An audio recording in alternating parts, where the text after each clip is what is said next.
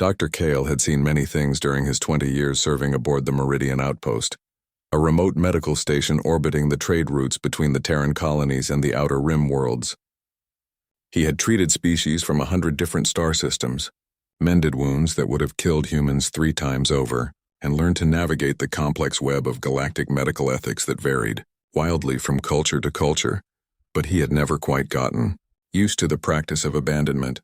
The call came through on a Tuesday, if one could still call it, that this far from Earth, a Zeltharian merchant vessel had docked for routine inspections, and the port authority had found something in their cargo bay. Something alive, something dying. "It's not our problem," Commander Yavesh had said over the comm, his reptilian features twisted in what Kale had learned to recognize as disgust. "The creature is old, past its prime. The Zeltharian captain legally released it from ownership. By our station regulations, we should dispose of it humanely." "Humanely," Kale repeated, the word bitter on his tongue. "You mean kill it?" "The creature is suffering, Dr. Kale. It has perhaps days left. The captain said it stopped being useful months ago. Refused to fight in the arena circuits anymore. These beasts are bred for combat and entertainment. When they're no longer profitable," Kale had already grabbed his medical kit. "Send me the docking bay coordinates." "Doctor, I must advise," "Noted, Commander." The docking bay was cold, sterile, and reeked of discharge fuel and ozone. In the corner, crumpled against the metallic wall like discarded cargo, lay Leora. She was magnificent, even in her deteriorated state.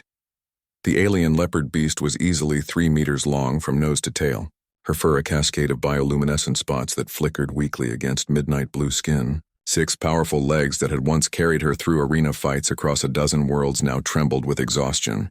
Her eyes, large, golden, and achingly intelligent, tracked Kale as he approached. She growled, a deep rumble that rattled in her chest cavity, but it was weak.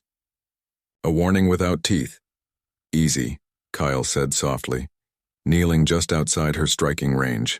"Easy, girl. I'm not here to hurt you." Her nostrils flared, scenting him. Her ears, 4 of them arranged in a crown around her skull, twitched and flattened. Kale had studied the Zeltharian combat beasts in medical school. They were genetically engineered for aggression, loyalty to their owners, and an almost supernatural ability to heal from wounds.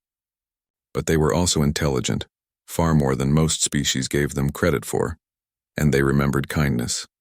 They also remembered cruelty. "Your owner left you," Kale continued, moving slowly. He could see the scars now, hundreds of them crisscrossing her body like a map of violence. "That makes you free in my book. Question is, what do you want to do with that freedom?" Leora's eyes never left him. She was panting, her breath labored. Kyle's scanner showed what he feared: systemic organ failure, severe malnutrition, infections in a dozen places. The Zeltharian captain had worked her until her body simply began shutting down, then discarded her like a broken tool. Most doctors would have administered the euthanasia injection already. Kale was not most doctors.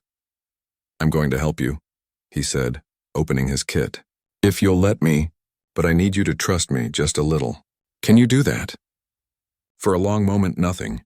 Then, almost imperceptibly, Leora's ears rose. Just slightly. Just enough. Kale began to work. The first 3 days were the hardest. Kale moved Leora to a private quarantine bay, ignoring the protests from station administration. He hooked her up to IV nutrients, administered broad-spectrum antibiotics, and treated each wound with the kind of painstaking care that made his assistants shake their heads in disbelief. "She's just an animal," Nurse Prex had said, her Andromedan features pinched with confusion. "Why invest so many resources?" "She's not just anything," Kale replied, checking Leora's vital signs. "She's a person who was used and thrown away. That's not happening on my watch." Leora watched him constantly during those first days, wary, waiting for the betrayal she'd been conditioned to expect. But Kale kept coming back, kept treating her gently, kept talking to her in that soft human voice. On the 4th day, she ate from his hand. On the 7th day, she purred. It was a sound like distant thunder, reverberating through the quarantine bay. Kale felt it in his chest, in his bones, and he couldn't help but smile. "There you are," he whispered, running his hand along her scarred flank. "There's the fighter who survived." Word spread through the station quickly. The human doctor who had saved the abandoned beast. Some thought him foolish.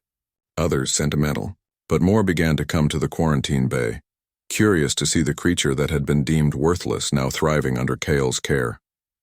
Leora grew stronger. Her bioluminescent spots brightened, pulsing with renewed vitality. Her movements became fluid again, powerful.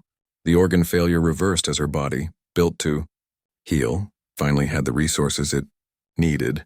But it was her intelligence that surprised everyone except Kale. She learned to operate the door panel within 2 weeks, watching Kale's hand movements and replicating them with her own paw. She responded to commands in 3 different languages.